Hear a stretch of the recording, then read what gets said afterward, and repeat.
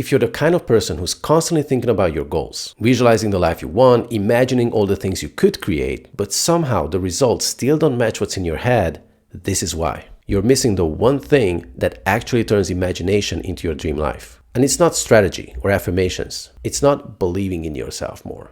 It's the right structure. There's a reason ancient alchemists, mystics, and even modern physicists all talked about one thing in common: how to turn raw potential into something real. And once you actually understand how it works, you will stop second-guessing your ideas and start turning them into actual results, into actual outcomes with way less effort and way more precision. Let me break it down for you. See, alchemy isn't about potions or turning metal into gold. It's about turning the life you settled for into the life you actually want. Turning nothing into something. Not by working harder, and definitely not by fixing yourself, but by shifting the structure you're creating from. Even though it's second nature for me at this point, I understand that most people are still operating from fear, even if that looks like ambition on the surface. They chase money to feel worthy. They set goals to feel enough. They act from pressure, not from power. See, that's not creation, that's compensation. And no matter how much action you take from that place, you will always hit a wall, because your identity was wired to recreate your past. That's what it feels safe in the familiar. Real alchemy breaks that loop. It's not about trying harder. It's about seeing that the version of you who already has what you want is operating from a completely different state of being. That's the shift.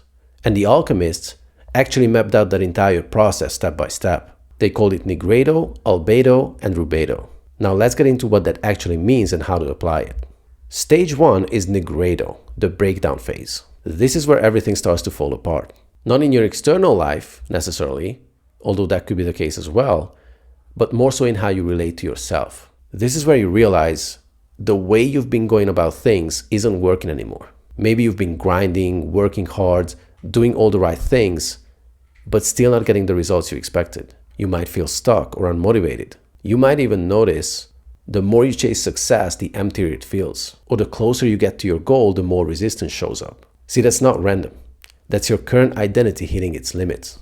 The version of you that's been chasing results to feel worthy, trying to get everything perfect, trying to control every outcome to feel safe, that version wasn't built to hold the life you're trying to create. And this stage, Nigredo, is the unraveling of that identity, which is why it feels so disorienting. You're letting go of the old you, but haven't stepped into your new identity yet. Remember, when life seems to be falling apart in this stage, that's not failure. That's the start of creation.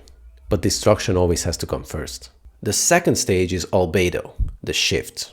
Once the old starts to fall away, space opens up so you can let the new in. This is where you will start to feel more clear, but in a very different way.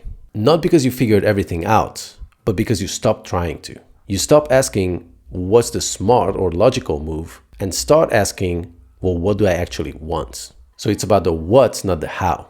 And this is where imagination kicks in. You stop operating purely from logic and start tuning into your desires. Not the desire to fix your life, but the desire to create something that you love. This state is what the alchemists called innocence. In no sense. Beyond your senses, beyond logic. It's not about being naive. It's about being open. Einstein talked about this all the time. He literally said, if you want to be smarter, read more fairy tales. Because imagination is the bridge between potential and reality. This is the stage where you connect to your superconscious, the part of you that's not limited by fear or past experiences. You might not get a step-by-step plan straight away, but you'll get a hunch, you'll get a symbol, a clear inner sense of what wants to be created. And you will start to feel emotionally connected to the version of you who already has it. And that's when things shift, because you're no longer reacting, you're choosing. Now the last stage is Rubedo, and this is the domain of action. This is where you bring it into the physical world. But here's the key. You don't act from the old identity. You act as the new version of you, the one who already lives in the end result. Now this is where most people trip. They get clarity, they feel inspired, but then they wait. They wait until they feel ready, until they are confident, until everything lines up. But readiness doesn't come before action. It's the byproduct of it. The more you move forward, the more your nervous system adapts. The more you prove to yourself, oh, I actually am this version now. That's what locks it in. That's what solidifies the transformation. Rubedo is the integration, the embodiment. It's where you stop trying to make it work and you just do it. You launch the offer or your business. You make the phone call or you approach your gym crush. You show up how your future self would show up. And because your structure is aligned, you're no longer pushing uphill. You're being pulled toward the results. You will literally catch yourself taking the action that you've dreaded for months or even years before that, because it already belongs to who you've become. Now, here's the problem. Most people never make it past the first stage. They live their whole life inside the breakdown phase, trapped in analysis or overthinking or fixing, trying to heal themselves into confidence. But what nobody tells you is you don't need more healing. You need transmutation. Because if you're always trying to fix yourself, it means you've accepted the idea that something is wrong with you. And that belief becomes your structure, which means every decision you make or every goal you set gets filtered through the question of how can I finally be enough? That's not creation. That's compensation. And compensation will never lead to true fulfillment. That's why you feel drained chasing things you thought would make you happy. Because this chase was never about the goal itself. It was about proving that you mattered. But once you shift that, you don't need to chase anything. You just build it because you want it. That's it. So how do you actually do this? Well, it starts with getting clear on what you really want, not what's realistic or what sounds impressive to others. What would you choose if fear wasn't part of the equation, or everything in your life was already perfect? That's your true end result. Then you look at where you are now. That gap creates structural tension, and that tension brings up resistance. It will show you exactly where your identity isn't aligned with the life you're trying to create. And that's where the superconscious recode comes in.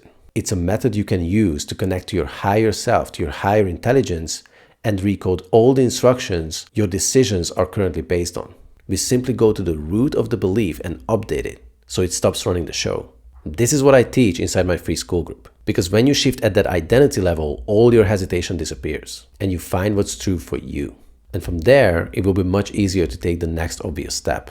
Now, if this hit home for you, if you've been sitting on a goal for months, if not years, telling yourself, well, I just need more time, or I'll do it when I feel more ready, but deep down, you know something keeps pulling you back, let this be your wake-up call. You're not stuck because you lack discipline. You're stuck because the version of you chasing that goal was never built to have it. And until that identity shifts, you'll keep watching other people live the life you know you're capable of. So here's what I've got. I built a free step-by-step course that shows you exactly how to shift your resistance and create from a superconscious perspective. You can access that inside my school community, which is still free for now, but probably not for long.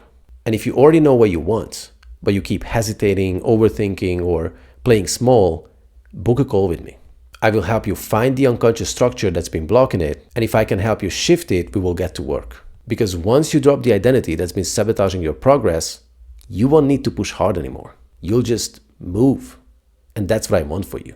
So that's it for now. Now, in the next video, I'll break down the science behind this. How intention literally reshapes reality. So you might want to hit subscribe to not miss that, and I'll see you in the next one.